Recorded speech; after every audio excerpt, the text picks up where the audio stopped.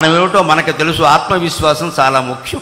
ఆ విశ్వాసంతో నువ్వు ముందుకు దూసుకెడితే ప్రకేళికలన్ పగిలింపరమ్మికన్ అన్ని రకాల పజిల్స్ ప్రకేళికలన్నింటినీ ఛేదించుకుని మనం ముందుకు వెళ్ళగలం ఖచ్చితంగా.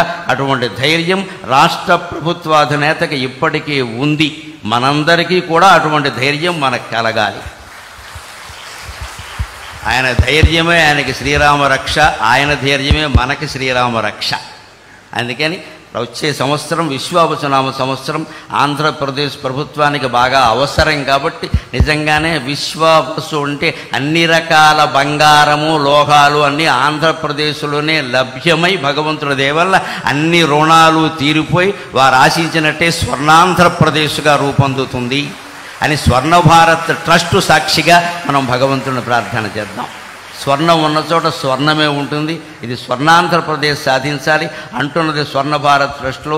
నాకు నేను ఈ ట్రస్ట్ గురించి కూడా ఒక్క వార్త నిన్ననే పేపర్లో చూసి ట్రస్టు అధిపతులకు నేను నమస్కారం చేసుకున్నా.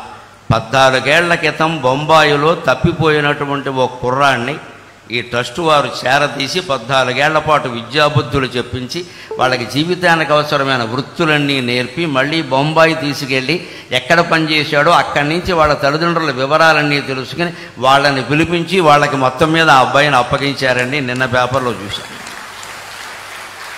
అందుకని మా అమ్మాయి ఇలాంటిదైనా దీపగారిని నేను ఆశీర్వదిస్తూ ఉన్నాను. నిజంగా ఇంత ట్రస్టు నడుపుతూ ఇంతటి మంచి కార్యక్రమాలు చేస్తూ నేను చూసి ఈ ట్రస్టు ఇంత గొప్పదా, దీనిగా నేను వెళ్ళబోతున్నదేని నేను చాలా సంతోషించాను. నిజంగా దీన్ని ఆదర్శంగా తీసుకుని మనం స్వర్ణాంధ్రప్రదేశ్ నిర్మాణానికి ఎంత చేయాలో అంతా చేద్దాం. ప్రభుత్వానికి పూర్తిగా సహకరిద్దాం అన్ని విధాల.